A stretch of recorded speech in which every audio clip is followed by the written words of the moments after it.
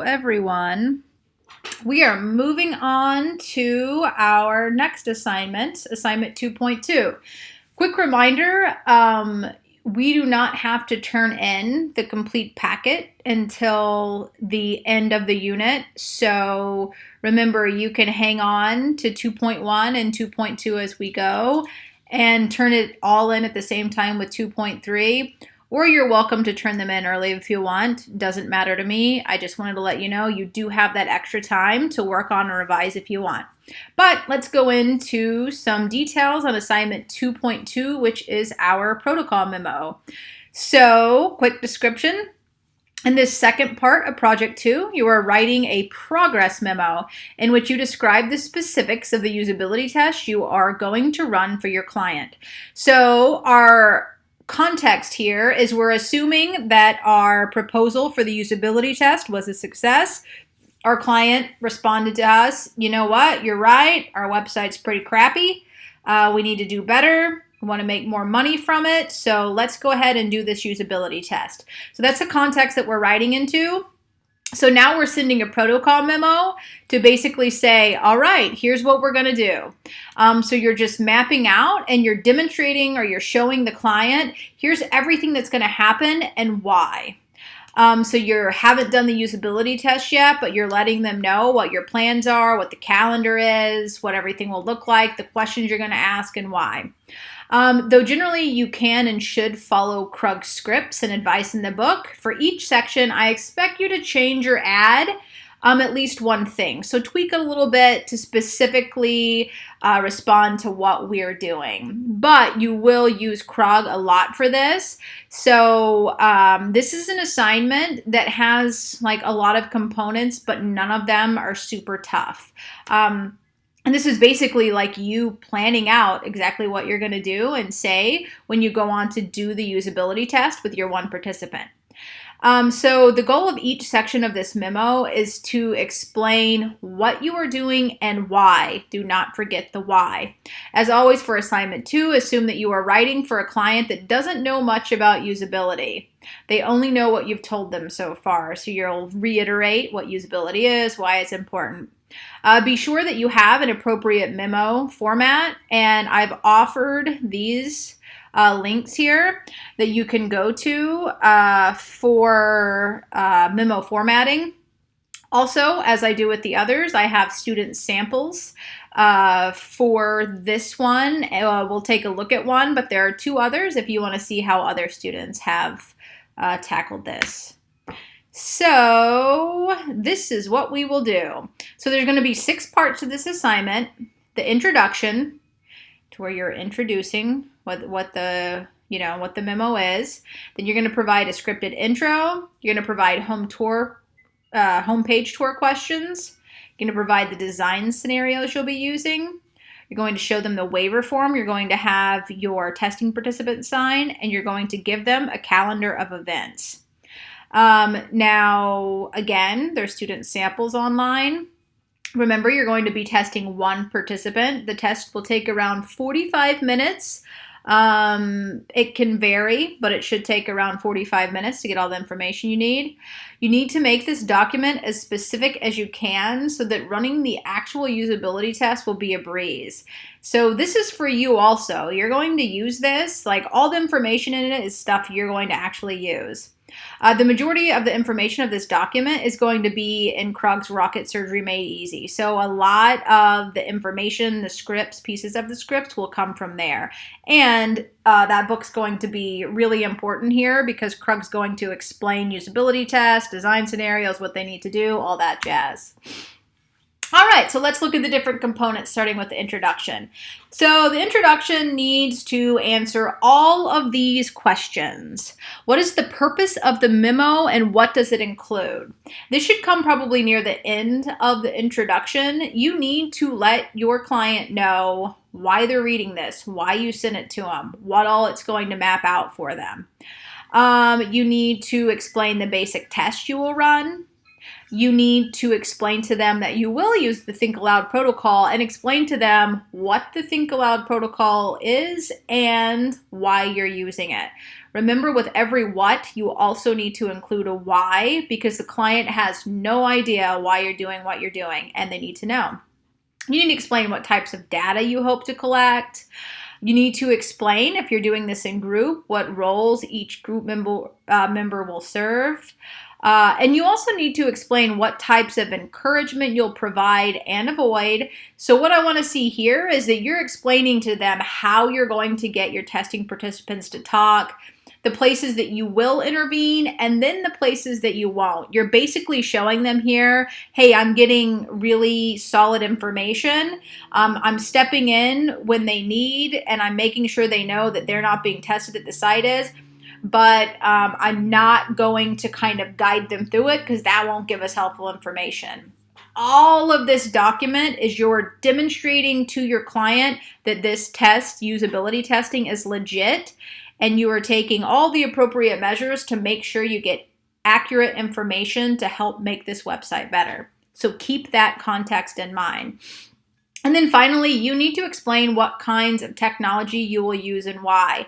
I want you to tell them if you're using a laptop, if you're using a desktop, what kind of screen capture information, what kind of recording mechanism. Tell them the technology you're using and why. Again, they have no idea what's going on, and the more details you give them, the more it demonstrates to them, okay, they're taking this seriously. They're going to get good information.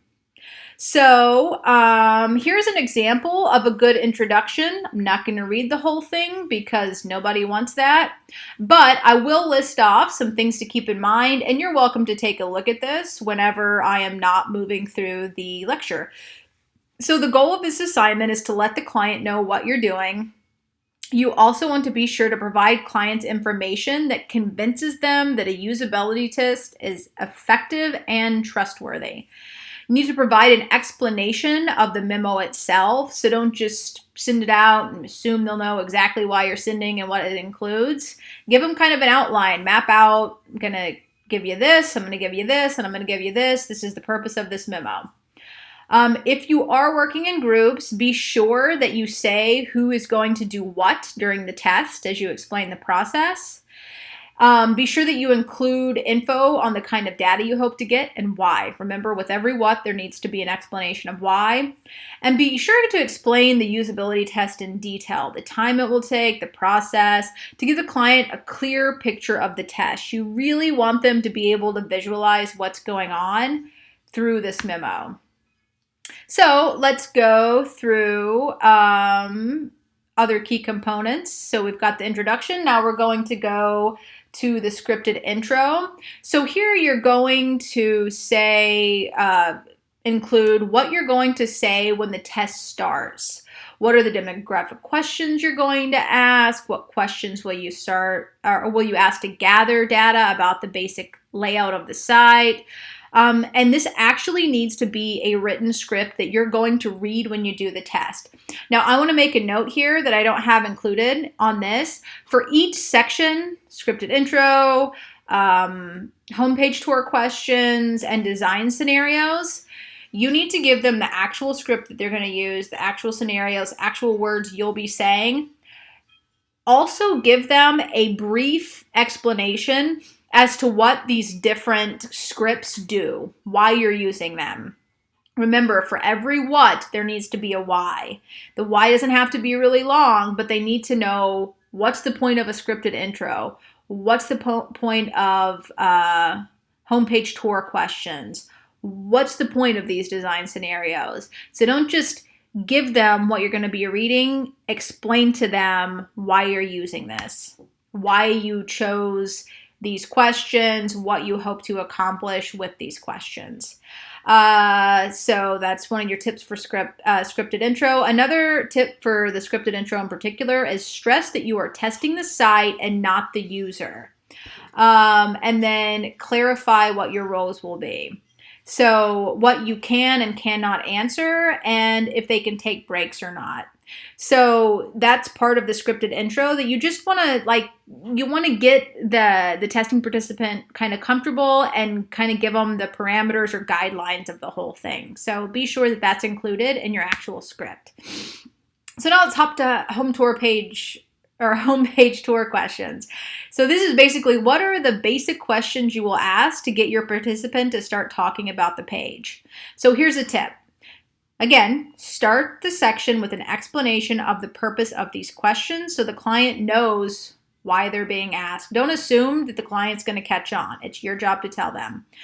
Avoid yes or no questions since these don't encourage nuanced answers. So don't do the close-ended questions. Keep your question focused on what they see in front of them and be sure not to hint at flaws. If you've noticed that the homepage is really busy, don't ask a question, how much does the busyness of the homepage interfere with your ability to find what you need? That is a leading question, or that hints at a flaw. You need these to be open-ended. This needs to be more about like their reactions, what they're getting, what you see. So be sure you're focused on that and you're not kind of creating the narrative or like leading them into the things that you predict. That's not good testing. That's not going to give you good information. All right, design scenarios. So give me one scenario as well as a description of the tertiary task, the scenario test. Describe to me how the scenario has been designed in the ways that they have. So some tips for design scenarios. Be sure to give an in-depth explanation of the tasks after you have given them. What is it testing? Why is it testing? How is this important? Explain the various components of the scenario and why the scenario is critical for the site in particular, and keep your user and purpose in mind. So design scenarios need to have context. You'll read a little bit more about them in this unit, but they need to have context. They need to kind of put the user in an actual situation the way that like our assignments do, right? So don't just say, find an orange sweater. Say, you're going out on a date with someone for the first time and need to blah, blah, blah, right? Like give them an entire kind of scene that you've painted. And also think about the way you want to ask them to do certain tasks that a user really would do that will really help show how easy it is to navigate the website, and explain that to the client in this memo. So again, scenarios are creating realistic activities or tasks for your users to perform during the usability test that engage possible errors of the site. So you start with the goals of the website and you put those goals in realistic context and add constraints. So here I have the user goal and then a poor task and a better task. So if it's browse product offerings and purchase an item, a poor task is purchase a pair of orange Nike running shoes. Apparently I like orange. A better task is buy a pair of shoes under $40. So that's more realistic. It adds specific constraints and it's testing something specific about the site. In this case, sites need to have kind of ranges of money spent that helps customers really find, because that's a big selling point, right? Or that's a big criteria, is how much a shoe costs. So this is going to be an important aspect to have. If they can't find that easily, then that's something to mention to the owner of the website. And then you want to place some kind of realistic emotional or psychological pressure on your usability subjects. So create a story that they're kind of walking into. And then just like with your homepage tour questions, avoid clues in your scenarios. So don't mention the names of the sections or the website links. You really want to see how much they can find this stuff on their own. And so here's an example scenario. I'm not going to read the entire thing again. I'm going to let you, but I will point out that this gives an actual kind of situation that it brings the participant into. It paints the picture of what they need, why they need it, and it is using elements that really test the usability of the website. So this is a great example of a scenario that I'll let you read by yourself, so you don't have to listen to me do all that. Then you need a waiver form. This is just a brief waiver form. You can look at student samples and basically copy theirs. There is no such thing as plagiarism when it comes to creating forms, so you're welcome to do that. This is just a brief waiver form that your test subject will sign. It needs to include a statement that says what information you will be allowed and not be allowed to use, and you need to be sure that they know that they're going to be recorded and that they consent to that. And then add a calendar of events. This is a nice calendar that I've received in the past before. And notice here, this is what I keep stressing, don't just add the calendar, give a quick explanation, right, of what this is. You want to be sure that you include when you're going to do your test, what each person is going to do if you're in a group, and your roles, whose computer are you using, where are you going to run the test. Knowing where the test is going to be run is important because they can see like what kind of environment the testing subject is in. Are you going to use QuickTime? Do you have access to a friend who has a Mac? Who are you going to ask to be your test participant? And when are you going to begin writing the final report, and when will the report be finished? Do not forget to include when report writing begins and when the final report will be delivered. That is often something people forget. And then again, we have student samples that are a great guide. So we'll look at one together really quickly. And let's get out of this to do that and go ahead and take a peek at our student samples. So we'll look at this one.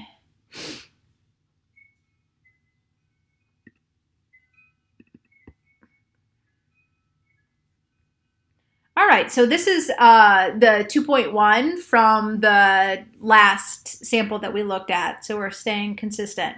So let's take a look at how this is effective. First of all, this is fantastic and professional memo formatting. He's got their logo up here. He's got memo stated. We have a to, a from, a date, and regarding.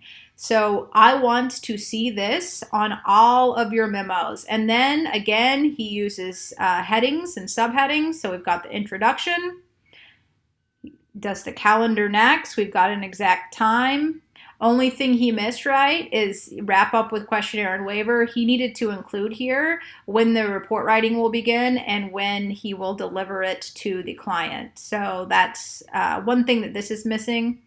Otherwise, though, we've got an explanation under calendar, scripted intro. Student offers a quick explanation as to what this is, why they're using it.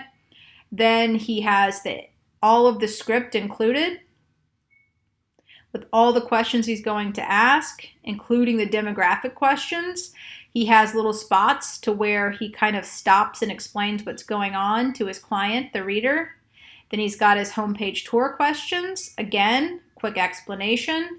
Then he has the question right there. Then he has his design scenarios. And quick explanation, design scenario.